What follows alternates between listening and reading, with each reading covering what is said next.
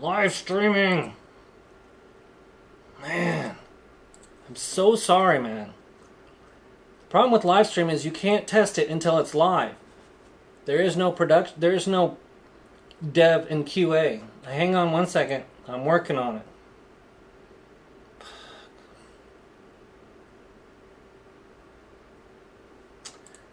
Now, it says I'm streaming, but am I really?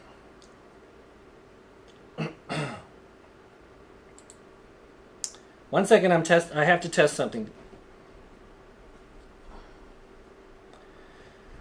So, what happened was my camera, it's plugged in and it was low on battery. The battery apparently, and it's not, the plugged in is not good enough, okay? I apologize for being knocked offline. There's probably only like one of you out there now.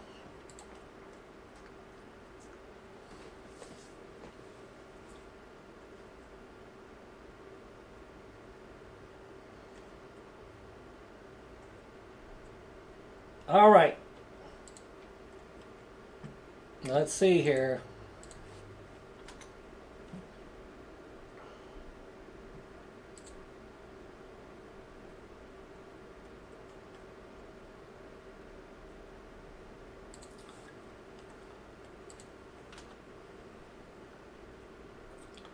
I'm still testing. Still testing.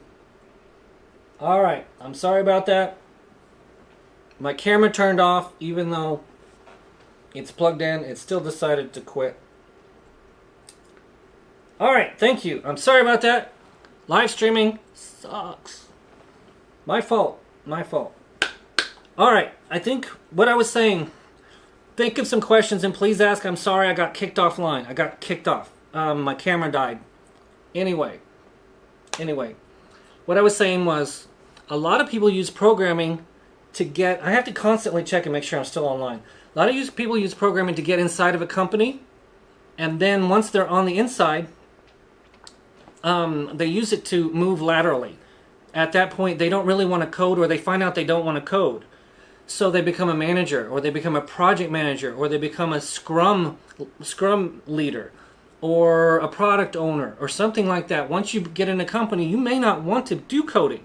So you guys can use coding to get inside of a company and then move laterally. You can even get into sales or finance or something. I mean, you're going to need to prove yourself in that arena. Also, training. A lot of you might want to get into training. I'm just saying, you don't have to be a programmer. You may not even like it once you get there. So anyway, if you're just coming back, I got kicked offline. My fault, still working on streaming. Do we have any questions?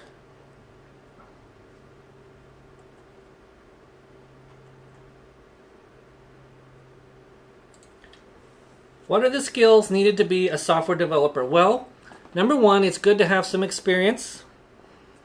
And you're going to have to be able to learn and solve problems that always pop up. Skills are basic. You're going to need to know basic computer skills. Excel, Word, spreadsheets.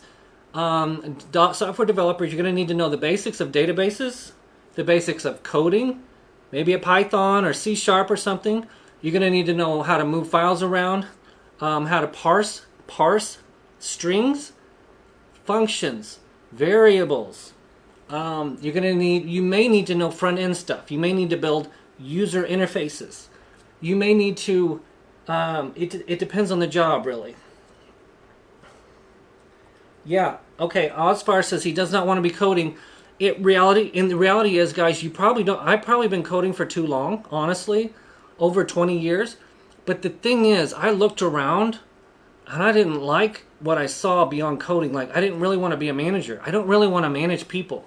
I don't want to make them go to work and stuff like that. I don't want to manage people. Okay. The question is, how can I become a .NET developer and make $150,000 a year? I think you're going to need 10 years of experience to make that much money. And you're going to need to know more than .NET. So if you can get into it depends on, but by the way, we're talking about Midwest. I'm talking about Chicago, Kansas City, St. Louis, Dallas, These areas, 150,000 is a lot of money for developers. That's a high end. But think about it. In San Francisco, you would probably be starving on the street if you made 150,000. Do you see? Like houses there are like $800,000, $1 million for a crappy house in San Francisco. Here you can get an awesome house, 4-bedroom house for $250,000. See the cost of living. So it depends on where you want to live. At $150,000 a year, you could go to San Francisco and make that, but you might be living in a tent city though, right? For .NET developer to make $150,000, you probably need a lot of experience, like 8 to 10 years. You're going to have to be really good. You're going to have to be well respected. You're going to have a high IQ, because developers kind of max out in the Midwest at about 110, 120. We're maxed out at that. You have to be something special to get more than 100, 120. Okay. Okay, good question. I have a bachelor's degree in biology, and now I am pursuing programming. Would you recommend getting a master's in computer science to get into software engineering? No. No, you do not need a master's. Actually, one of the first jobs I had as a consultant, they needed programmers so bad. I literally was working with a chemistry major. He graduated in chemistry, or not biology, but chemistry. And he was doing coding because there were no jobs in what he was doing. You don't need a master's. You might want to get one later, right? You do not need a master's. That's like overkill, right? They need programmers so bad, they are willing to hire people that are doing the guerrilla boot camps right now. Right now, we can't find programmers. We're trying to hire programmers. I work in a big healthcare company. We cannot find programmers. You do not need a master's. You can get one. They're awesome, but you do not need one.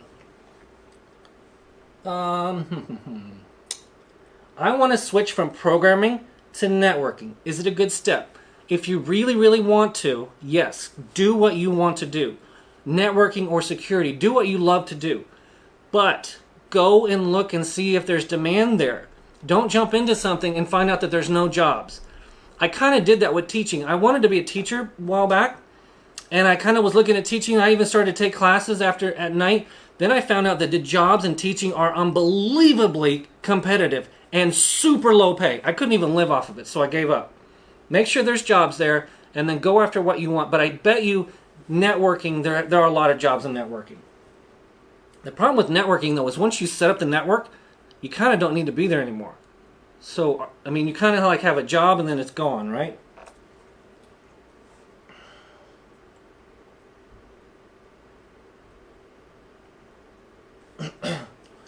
New York City, New Jersey, Connecticut, there's probably, you're going to have to make a lot. You could probably make that easier there, 150 easier there than here, because the cost of living is way higher in the Northeast.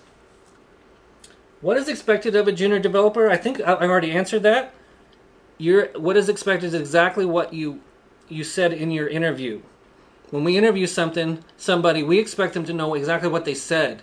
And if they said they didn't know very much and we still hired them, then we would expect them just to be willing to learn, right?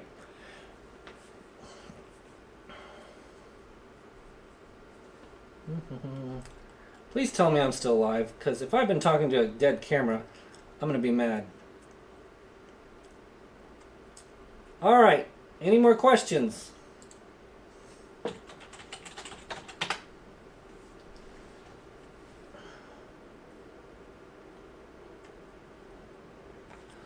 Last time I did this, I had like 40 or 50 people watching. I really think I screwed up the live view.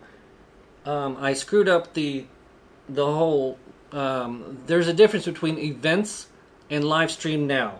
And once you set up an event and people lock onto that, if you do now, I think there's a mismatch between the two.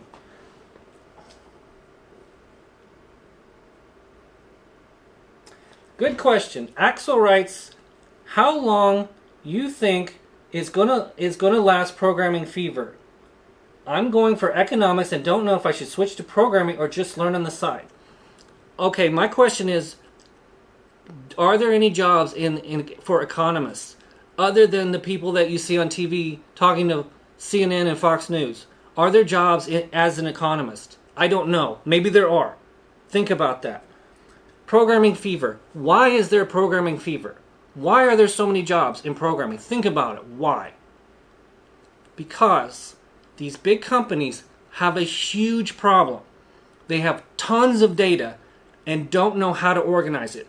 They've got thousands of documents. Think about a healthcare company, all these people filling out forms, thousands of them, thousands and thousands, and they just shove them into a company. What do you do with those? Well, they have to be organized. And that's where you come in. You're organizing data, information, technology. You're managing information. It's just believably valuable because you can take something that's very expensive, papers, and you can automate them and turn them digital. Once you go from paper to digital, you save a lot of money. That's why programmers are so valuable, because you're digitizing and you're automating. You're actually automating people out of a job, to be honest with you. You are. I worked on a website that replaced a paper-based system. So before, the people would call in and someone would answer and write down and say, all right, thank you. And they would do that, right?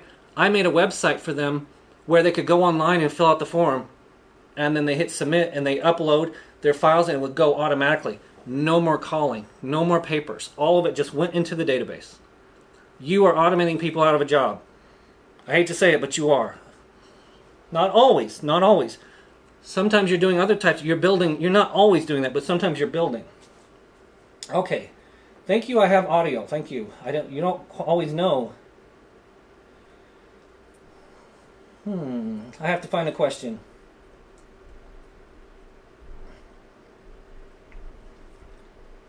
So what do I need to become a .NET developer? I'm looking to transition from QA to .NET Dev. Look at the kind of work that you're QAing right now. What are you QAing? Is it a website? Start looking at the code. Start talking to the programmers. Ask what they are doing. Find out what they are doing, and then you're going to need to know, like, you want to do web development? Well, you need to know how to create ASP.NET pages. You need to know C# for the back end. The middle tier. You need to know SQL Server for the databases. You're going to need to know, build your own website, build your own shopping cart, build something and put it out there and see if you can sell something. And just mock it up, make it up and make sure it works front end to back end. Can you go to your website and buy something? And does the sale all the way go to the database? Do you get alerts? You have to build it. I understand you can transition from QA. QA, for those that you don't know, are testers. So when I build something, we hand it off to QA, quality assurance. They will test it and make sure it's working. Sometimes it's broken. They'll send it back to us. We got to fix it, and we'll send it to QA. This guy wants to go from QA to being a developer. You need to look at the work that we're doing. All right, guys, for those of you that just joined, I had some technical problems. I've had technical problems. I won't bother you with those. So is there no real path for a person who has never worked as a programmer for their first job? How do you think I got started? I went to college. I didn't know what I wanted to do. Halfway through, I found out that people were making money. I'm like, man, and I was good at it. So I went to my first job. I was an idiot at my first job. I had no idea what I was doing. And I just learned, and I just tried, and I learned, and I tried, and I had curiosity. There are places for you. You just have to prove it. Take a guerrilla course. Take an online course. Start learning and start looking at jobs and start talking to people. There is a path for you if you have not programmed. We need programmers so badly. You just got to be good. So how do you get good? Go make some experience. Go volunteer. Start off with low pay. I got another thing for you. Be willing to move. Don't just look at your little city and say, I have to work here. Be willing to move. I went to college in Springfield, Missouri.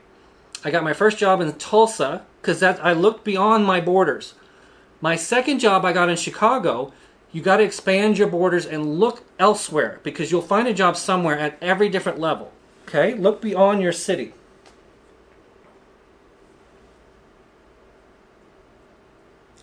Hang on one second. I'm reading questions.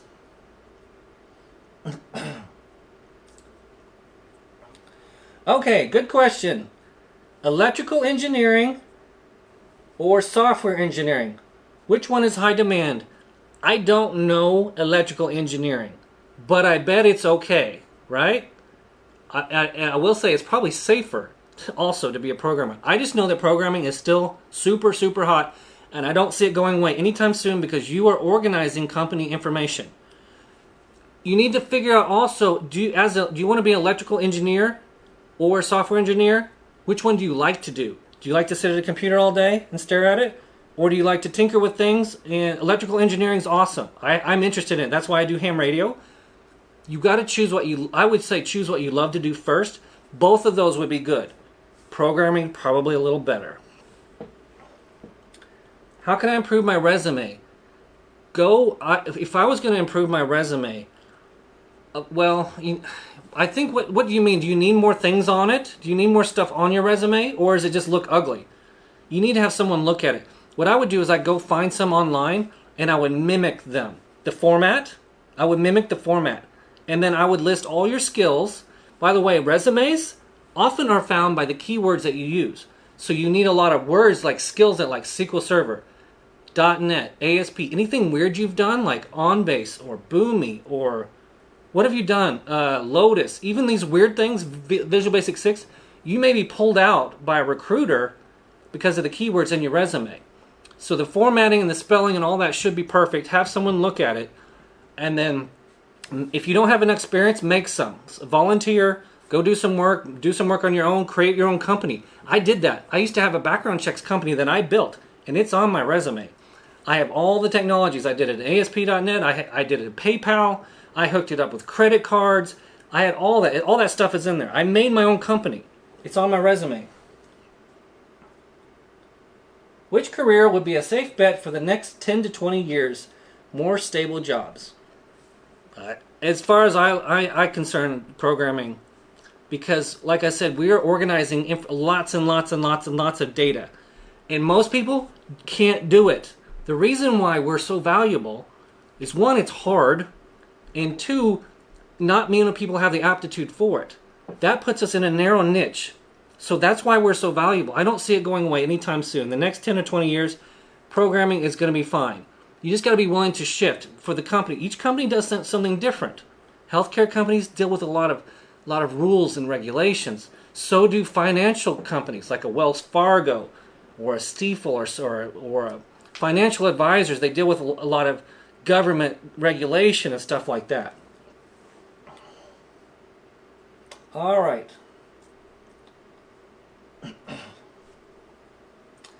How do you stand up to a boss that requires you to spend a great deal of time outside of work learning new things? It seems that new hires have little bargaining room to negotiate. How does he really know if you're learning outside? How does he really know?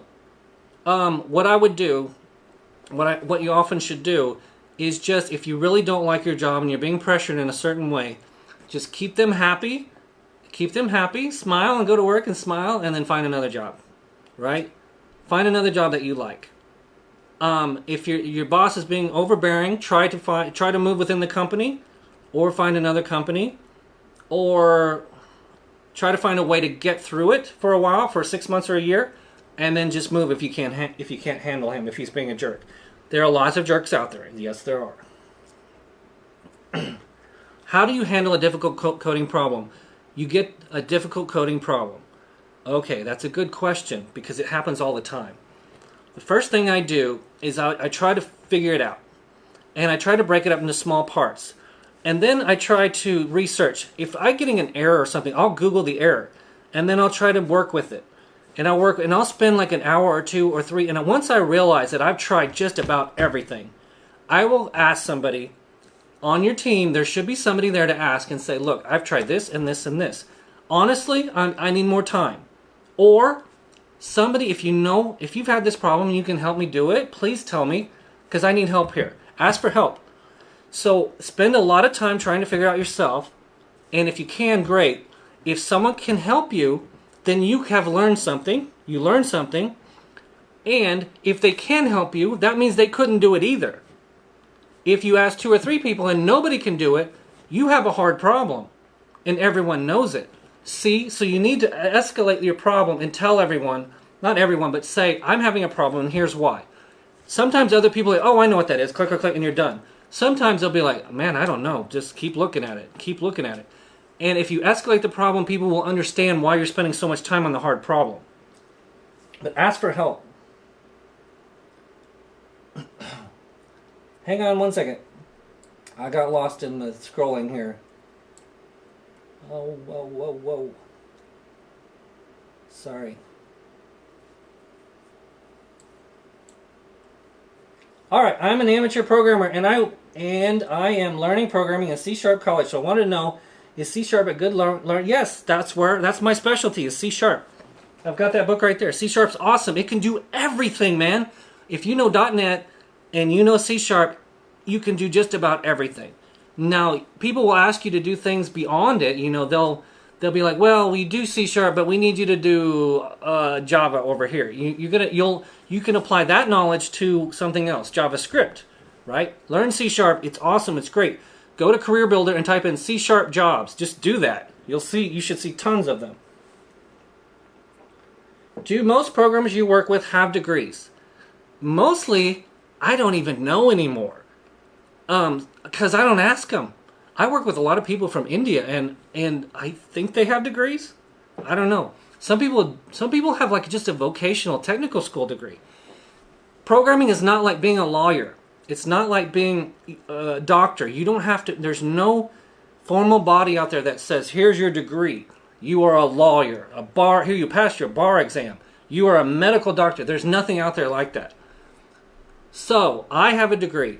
But some people do, some people don't. I actually don't ask them anymore because it doesn't matter. People want to know, what did you do lately? What is your experience? Can you get this job done? They want to know, can you do the job? They don't really care. Now, that being said, a lot of companies will say 4-year degree required, and now that's a problem. But don't let that throw you, because just because it says that doesn't mean they still don't need programmers. So go ahead and apply anyway and say, I don't have a degree, but I'm really good, right? Don't let that throw you. Try anyway. All right. So I don't think most of them do anymore, but some of them do. I don't know. I work mainly on Classic ASP and Visual Basic. What can Visual Basic do that C# does? Okay. Classic ASP and Visual Basic were the old way of doing things. .NET threw away all that and said, let's redo everything and do it the right way. You need to upgrade to .NET. There was a point at which I was doing Visual Basic 6 and Classic ASP. And there was a transition point. Somebody asked for a funny story. Okay, I'll tell a funny story. So I'm on this project and I did not know .NET. I did not know C#. I'm working for a consulting company. So we get this job, and there's like 5 of us. We get this work. And this work came from India. So this guy sent his work over to India, and they said he paid $2 million or $1 million for it or something like that. And they screwed it up. And so they screwed it up, and so they sent the work to us. And we got this work. It was a website. And it was supposed to be written in C#, .NET, Visual Studio. And so we started going through the code, and it was a nightmare because they had used all these automated tools and drag and drop and drag, and it generates all this code for you. And it was all this crappy generated code, and it didn't make any sense to me at all. And I was pulling my hair like, oh my God, this is our first project, and I don't know what's going on. So at some point, all of us realized that this was a failed offshore project. And there was a point at which the client was on the phone like, okay, guys, when do you think this will be done? And we were all like, I don't know, man, you tell him. I don't know. I was like quiet, and we were all kind of looking at each other like, this code was crap, man. Eventually, one point, one guy had to say, I'm sorry, but we're going to have to rewrite all your code. What? But we spent blah, blah, blah. And they spent all this money on it, but we had to rewrite it all. We had to throw all of it away and rewrite the entire thing. And that was my first .NET project. I didn't know what I was doing. I just learned as fast as I could. I looked, I copied and pasted, and I mimicked ASP, C#, saved a database. My code was probably pretty terrible on my first project. It probably was. But I got through it, and I learned my first project, and the second was probably a little bit better than that. So my first project was a failed offshore C# project. But we got it up and running, and we had to rewrite the whole thing, and we had to disappoint the client and spend a lot of money. All right.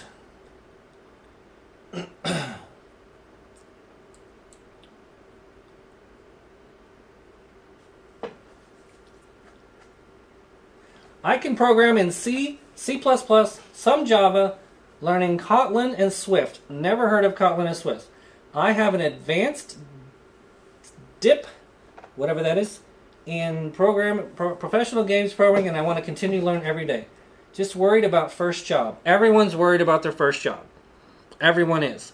But you're really in a good place because you can go in there and say, this is my first job, I'm willing to learn, and actually you should get a lot of leniency because they're not going to expect you to be awesome.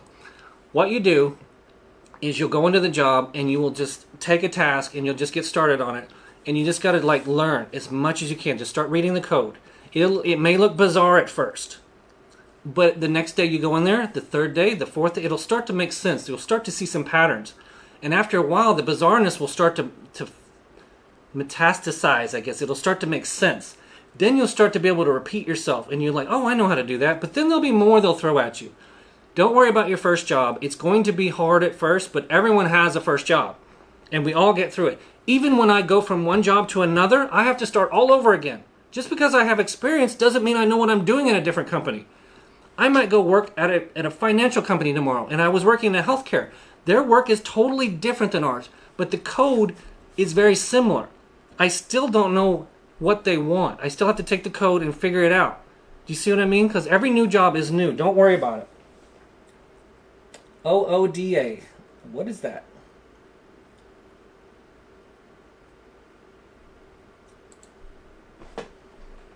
Okay, another funny story. That manager was a reason I took a contract, and the manager was literally he came to my desk 4 to 5 times a day, and it really made me angry. He would literally scare me. Even when I was eating, he would pop his head around the desk and say, hey, how's it going? I just checked out you. I'm like, oh man, he made me so mad because they had hired me as a contractor, and they had fully intended to get this website done, and then get rid of me. That's what they were treating me just like a tool, like a hammer. Just like a hammer and get out. I will never work there again. I went to Glassdoor and I commented and I said they were a bad company, don't go work there. Anyway, sometimes it happens. I'm interested in economics and data. I understood the economics background could be transferable to work with hard data. Can you get a job with an associate's degree in computer science? I think so. If you have an associate's degree, why not go for the whole thing? Why not do both? Can you go to work and get your full degree? Yeah, you can get it. Computer science is a really, really coveted degree. You're fine. I'm afraid if I learn programming on the side, like CodeCamp, I would miss something. So, is really essential the IT university background, or could I apply it correctly with fundamentals? Okay, a CodeCamp University. So CodeCamp is going to get you ready for coding, and that's what they need you to do at work, right? So you're going to be really good at coding, and you're going to get good at that. The problem with that is the university gives you a richer experience. I took geology, astronomy, I took military science, I took accounting and finance and business law. It gave me kind of an extra overall life experience, so that now I kind of know some things that most people don't, maybe. Because, like accounting, for example, if I really wanted to... when you're in college, you have a chance to kind of decide what you want to do. When you go to code camp, you're telling everyone, I want to be a coder. When you go to college, you're saying, I'm not sure what I want to do. Let me look at accounting, finance, geology, even meteorology, or law, or pre-med, right? College is about options. Like, what do I want to do? Code camps are about coding. Think about that. Do you want to be a coder? Do the code camp. Do you want to be some options with coding? That's what I did when I got to college. I didn't know what I wanted to do until I went into the business side. Then I learned computer information systems, and then I went down that route. All right, we got about 15 more minutes.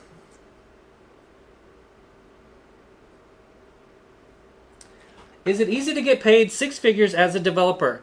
In this day and age, if you're really good and you've got like 5 years experience, it's not that hard, especially on the East and West Coast, like the bigger cities. Like I said, San Francisco, if you're making $100,000 in San Francisco, you're going to be living in the tent. you're going to be living like a homeless person because you won't be able to afford a house. So 100,000 there, easy.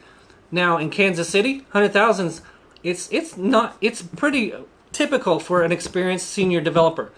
So usually there's like a junior, there's an entry level, there's a junior, a mid-level, and a senior. Then there's something above that called a principal, and those guys make 135, 140, 150. Then there's like the architect. Then there's like the IT director. Then there's like the CIO, Chief Information Officer. So, you know, a really good developer right now, Midwest, 100,000 is a senior level, 100,000 senior level. Probably 70, 80,000 is probably junior level, 60 to 70,000 junior level. All right.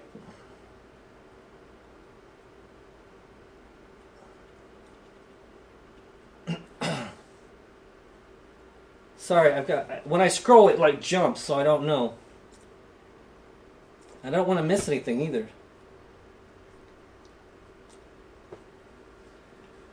All right, thanks for helping me out. I'm looking to go back to New York City and land a job in programming. Should be a big market there. Yeah, I don't know, but you should make a lot of money in New York because the cost of living, everything's higher, so you should make more, right? I did a part-time data science course, which is challenging. While I was working full-time, it was stressful, and I ended up in a psych ward for 3 weeks. How do you manage stress and avoid burnout? I don't. I drink. Honestly, I drink. No, I don't. I don't internalize anymore. When I get something and someone's mad and someone starts blaming me, I'm like, hey man, it's the best I can do. Another thing I do is if I'm under the gun, I join a company, something's messed up, it's really hard, it's hard to work with. I tell myself, I didn't write this code, I just got here. It's not my fault you wrote it like that. If I had written it, it would work. I didn't write your code, I'm just here to help you.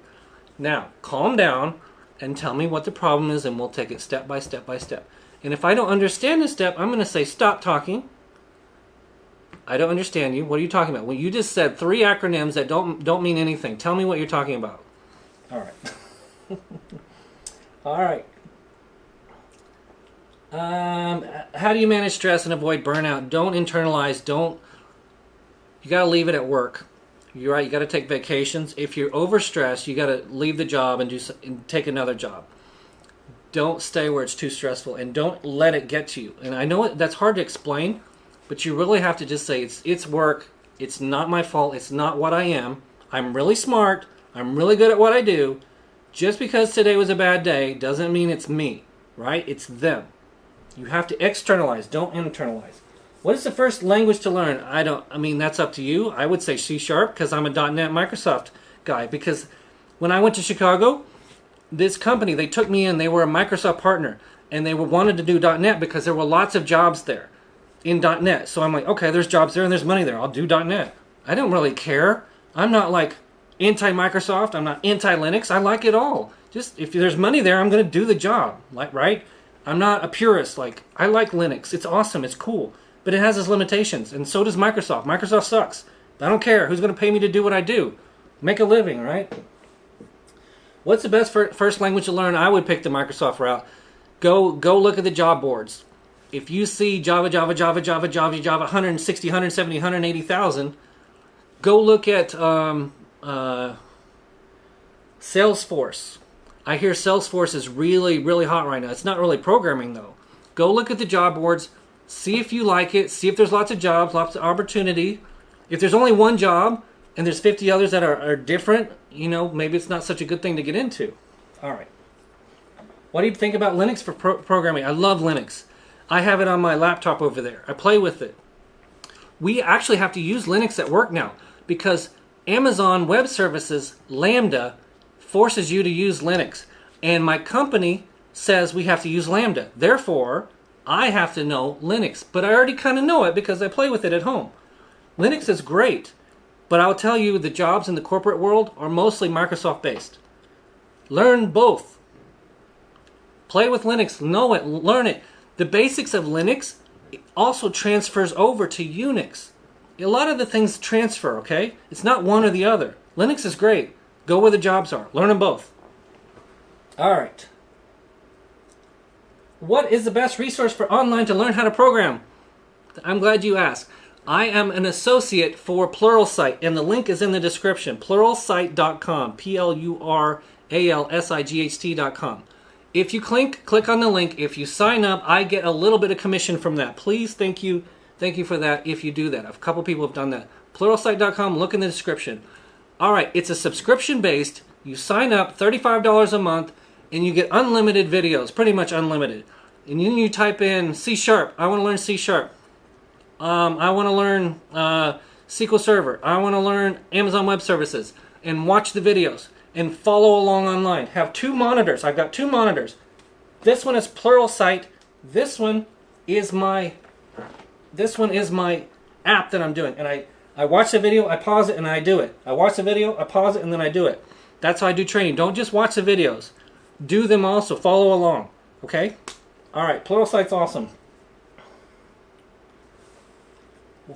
Hang on. Alright, now someone asked, what's a good book for learning C#? This one is also in the description. This one, honestly, the videos are better. I mean, are you really going to read this?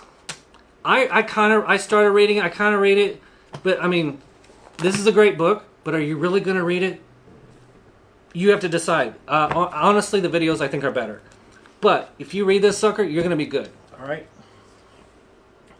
What books you recommend for learning Python? I think I have one in the description. Honestly, I would go online to learn Python. There's a bunch of Python tutorials and things online. You could learn almost anything online for free. I'm telling you, you could learn almost anything online for free. Just type in learn Python. There's a whole websites. There's one called like learning Python the hard way or something like that. Learn Python the hard way. I think that's a good one. Books are okay, but only if you love to read. What is the reality of object-oriented programming? Also, what programming patterns do you get seen the most? Object-oriented. So what we do is we build a lot of classes, and they're called models. And we have like a customer. Object-oriented is when you take like an object, like a customer is an object. And a customer has properties. Customer has a first name, last name, middle name, address, city, state, zip. And so we use that object and we populate it and we pass it around to the database. We pass it to an API. So object-oriented is everything I do now. JSON object, C# object, models, object-oriented is where it's at. Hi, should I jump to another startup with a smaller team, 3-person, or stick to the one with many teams on many different projects? Smaller teams. Alright. I think a smaller team, you'll have more malleability. On a small team, you'll have more power. You'll have more. You might be able to lead the team. You might be able to make more decisions. On a bigger team, you're going to be a small fish, right? So you're going to have a lot less. I think a smaller team is better. I think so. If you want a lot of dynamicism and you want to shape things yourself. A bigger team, you're going to be a smaller fish. That's just what I think. But startup, I think you mean a startup team.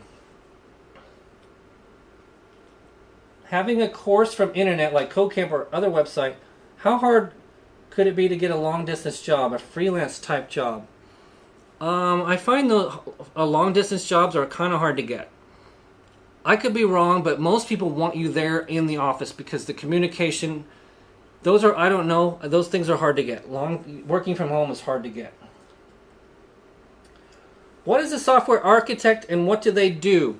Alright, when you make a decision about the code and how it's going to look, the decision might be what kind of technology do we use? Do we use C# or do we use Java? Do we use Amazon Web Services Lambda or do we use an EC2 instance? They make those decisions. So whenever you create a project, there's a way of doing it. There is a hierarchy, and the architect will kind of tell you what we want to do is use this kind of hierarchy. And because there's so many different ways to do it, they'll kind of define how the structure of everything looks. They'll tell you, we don't want to use Amazon Web Services. We want to use Microsoft Azure. All right? And we want to use Active Directory. They will build for you the overall architecture. You will go and do the work, but the architect lays down how things connect to each other. They do the overview. It's kind of like a house. An architect will build the house. He'll sketch it out. He won't build the house, but he'll sketch it out. He'll have the floors, he'll have the room design, he'll have the beams and where they go, and he'll have how much roofing material. Then he'll say, here, go build it. That's the way it is. All right. Can you describe a programming problem that you recently solved, and how long did it take? Yeah, it took me about 4 days. It was a story. So we had to, a programming problem that I recently solved, we had to use a specific tool called Dell Boomi, and it took in some data that we had in a data store in the company, and it took the data in. This program would suck it in, and it would modify it. It would take it and turn it from JSON data, and it would reconfigure the hierarchy of it, and it would hand it off as files into an FTP server. That way, another company could come in and read the files. So I took data from I can't say the name because it's internal, but I took data from an internal store. A program automatically modified it, and it pushed it out to some files in an FTP server so another company could grab them and use them for us. So that was a job and thing I did. What would be a pathway to work in cybersecurity related fields? And how is the workday life of anyone in that field? I work with some of the security guys, and what they do is they monitor networks. They will test the networks and make sure it can't be hacked. They'll make sure that the keys are in place. Whenever we want to do something externally, like as developers, we want to create a new computer out on Amazon Web Services, we have to go to the security people, and they will look and make sure that it's safe. So they will make sure that we have security keys. They will make sure that our firewalls are in place. They will make sure that no one can hack.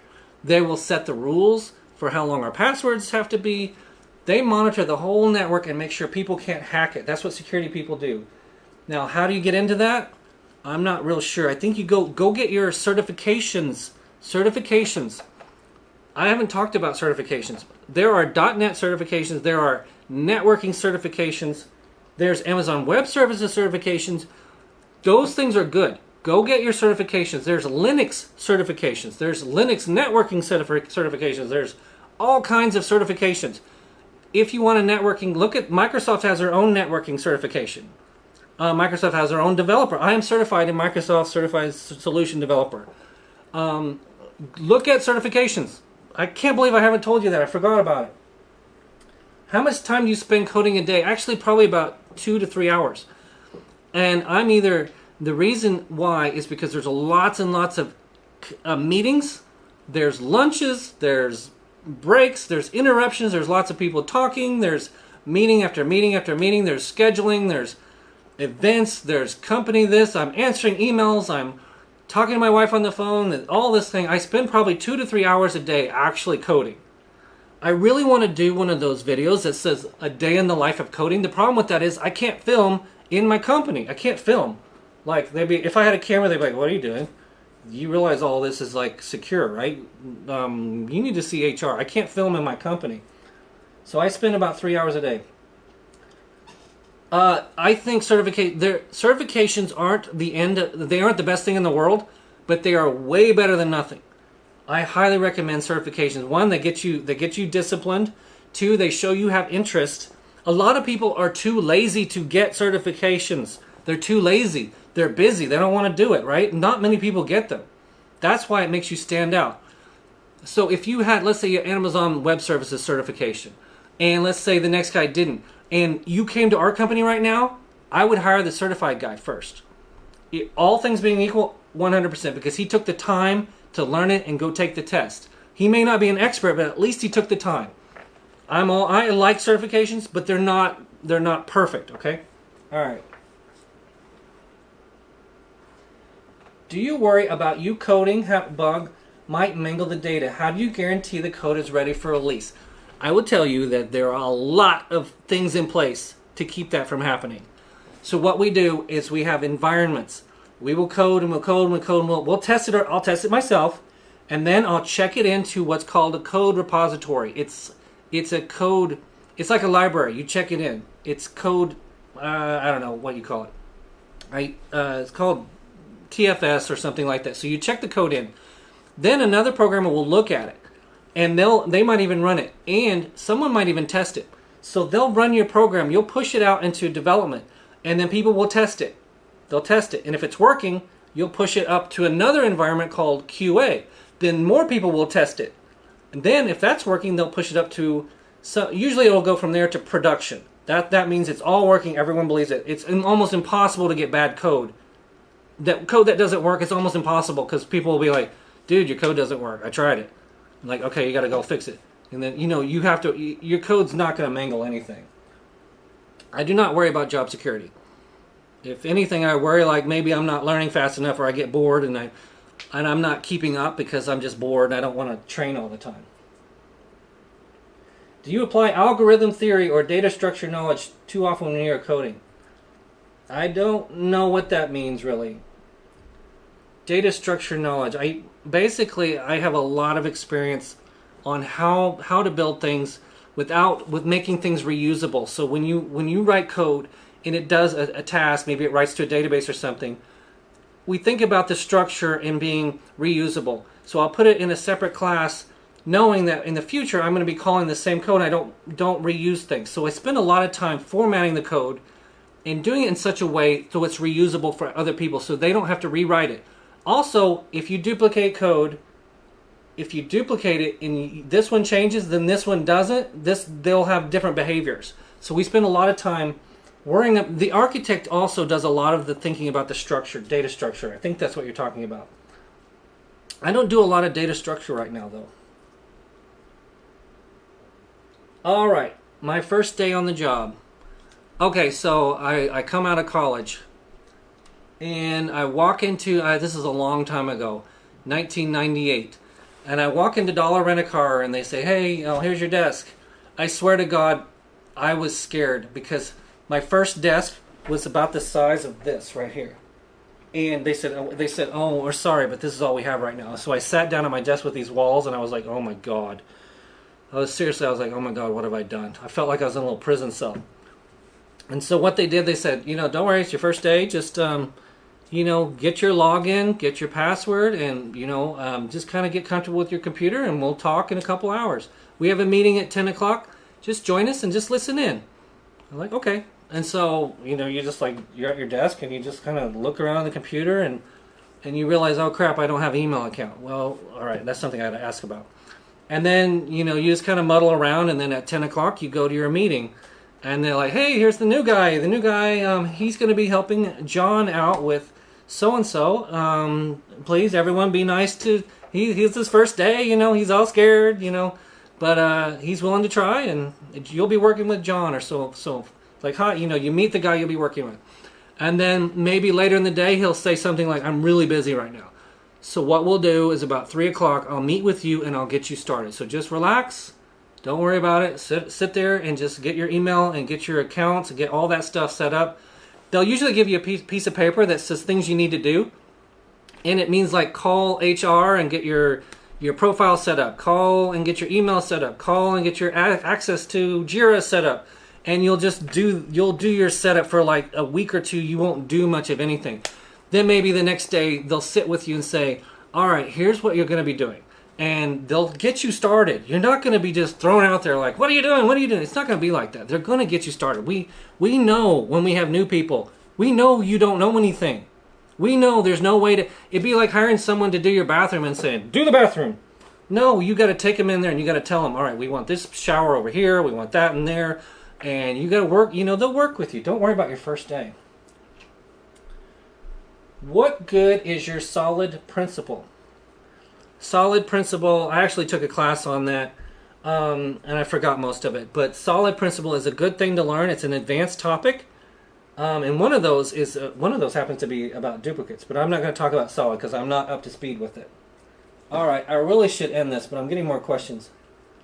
What do you give a web developer with What advice do you give a web developer with 2 to 3 years experience? What do you want to do? Do you want to keep web developing? Or do you want to make more money? Are you doing the database and the mid-tier and the front end? Are you doing all of it? Do you want to advance? Do you want to stay where you're at? You have to answer those questions first. And you got to find your weaknesses. What are your weaknesses? Work on your weaknesses. Do you want to go to another company and make more money? There's a lot of questions there. Okay, I'm a full-time programmer. Why didn't I jump to QA or some other role?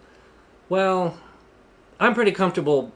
I like kind of my quiet, clicky.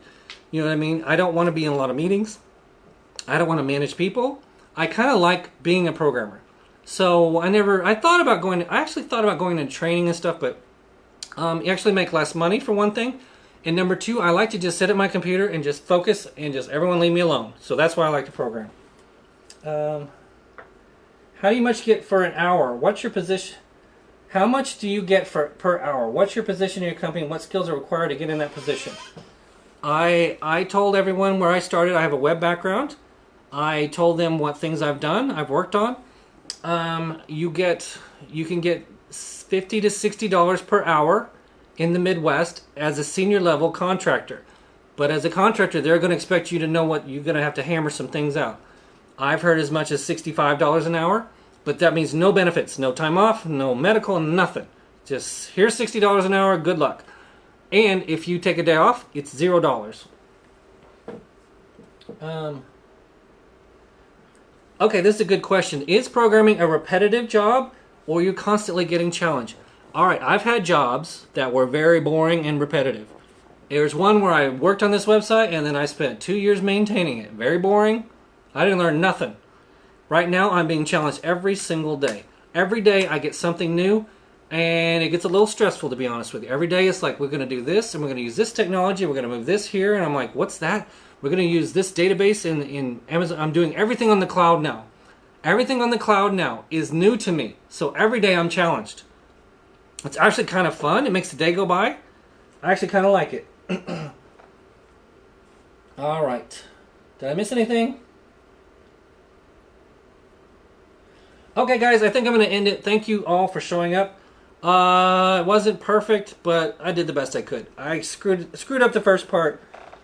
But it's been about an hour, and it looks like the questions are slowed down. Anyway, thank you. Check in the link, pluralsight.com.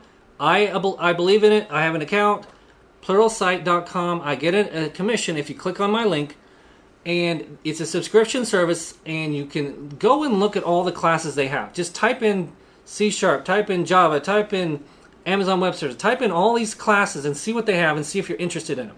Take the online class and you're going to know more. I believe in online training a lot because if you take the training, you're going to know more than you did before you took the training. It's that simple. And if you're at work and someone asks you a question, you might know the answer and you are going to look smart. That's why I like training, because it makes you learn more than you would have without it. Even as a professional, I do it all day. I still might go home and do some training because I'll think, man, we're using this tool. Everyone knows this tool, but I don't. So I'll go home and I'll take the class and I'll speed through it. I'll put it at double speed, sometimes 1.5 speed, and I'll listen and I'll get some ideas and things and it'll start to make sense to me. Now I know what they're talking about. All right, thank you guys.